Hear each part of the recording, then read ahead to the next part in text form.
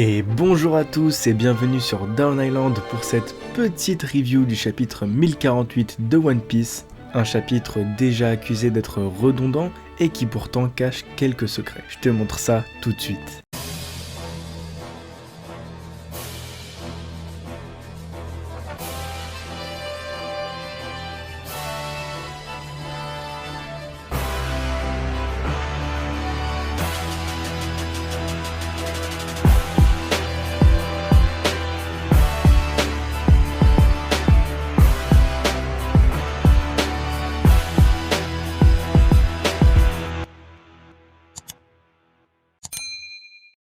C'est sûrement le Germa qui a fondu sur Chocolate Town. C'est avec cette phrase prononcée par Brûlé à Cracker que s'ouvre le chapitre 1048 de One Piece.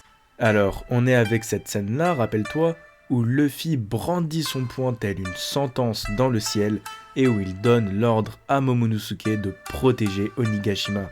Ce dialogue, il est assez important parce que, comme tu le sais, depuis le début, Momonosuke, il est partagé entre le fait de fuir et le fait de se dire non, je suis plus un trouillard, maintenant je suis l'héritier de mon père, je suis le futur shogun, le chef de la révolution, le pion le plus important dans ce jeu d'échecs. Je ne peux pas me permettre d'être faible. Et c'est pour ça que Momonosuke, qui maintenant est à sa forme adulte, d'ailleurs on nous a toujours pas révélé sa forme humaine, eh bien avec tous ces flashbacks de sa famille, sa petite sœur, des derniers mots de sa mère, il reprend conscience de qui il est et fonce tête baissée sur Onigashima pour la protéger. Et ça, tu vois, je pense que c'est pas mal parce que il a pris la décision irréversible d'avoir forme adulte. Donc malgré le fait qu'il arrête pas de chialer depuis ces derniers chapitres, il se rattrape plutôt bien. Et je pense même qu'il réussira enfin à créer les nuages de flammes nécessaires à soulever Onigashima, mais je t'explique pourquoi plus loin dans la vidéo.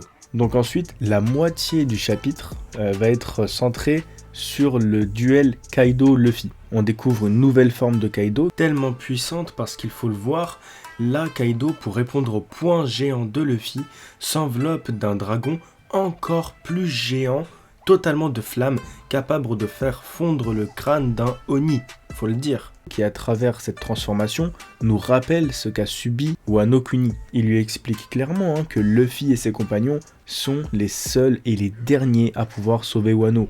Ils sont ceux qu'on attend depuis 20 ans. Si ce n'est pas eux, ce sera personne. Et moi, Kaido, le capitaine de l'équipage au 100 bêtes, je vais mettre fin à votre rébellion. Et on peut dire qu'il est très sûr de lui, notamment quand il lui dit « Et cette main, tu ne la baisseras pas, elle aura fondu avant ». Et bien entendu, tu connais Luffy, toujours aussi déterminé, il lance enfin son poing.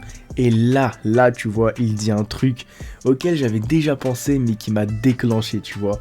Il dit « Bajrangen ». Alors déjà, je m'excuse pour la prononciation, mais qu'est-ce que ça veut dire? Si tu regardes les notes, tu remarques un truc incroyable. Je sais pas si d'autres vous l'ont dit, mais moi je vais vous le dire. Bajrang, dans la mythologie hindoue, c'est un dieu singe. Et on sait tous ici que One Piece est inspiré de Dragon Ball, et que Dragon Ball est inspiré de la pérégrination vers l'ouest, qui n'est nul autre que l'histoire de Sun Wukong, le roi des singes, qui ramènera les écrits bouddhistes d'Inde à la Chine et qui deviendra le dieu singe. Pour faire simple, Oda Sensei est très clairement en train de nous faire un parallèle entre Nika, le dieu du soleil, et Sun Wukong, le dieu singe. Ensuite, on décale totalement de ce combat, de ce fight, de ce point versus le dragon ardent, pour rebasculer du côté des fourreaux rouges, de l'équipage et des samouraïs qui encouragent Luffy.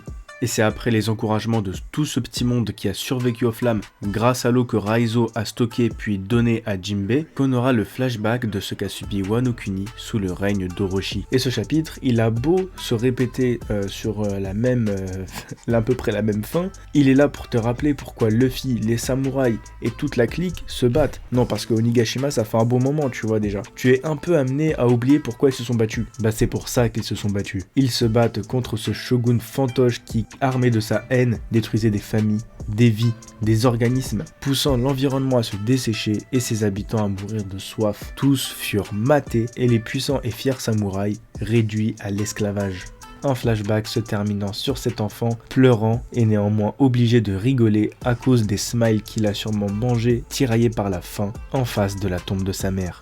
Et comme si cela ne suffisait pas, armé de sa dernière tête, l'hydre de Lerne, oui parce qu'on va revenir à ça, la mythologie c'est pas fini, il va essayer, comme on le redoute depuis plusieurs chapitres déjà, d'entraîner Komurasaki dans sa chute.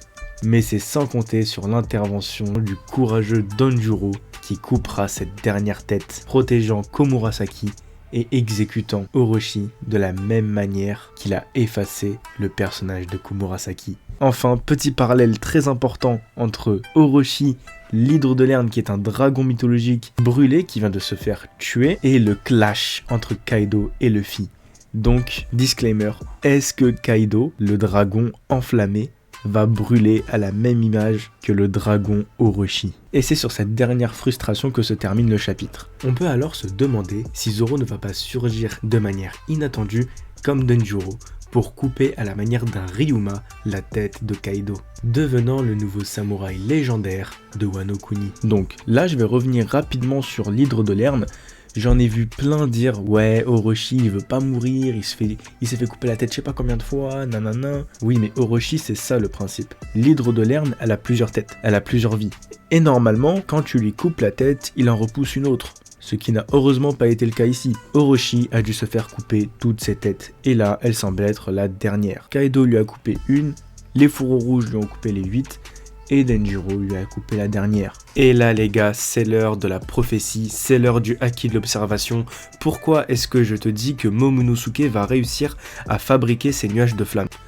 Tout d'abord, regardons les éléments qu'on a à notre disposition.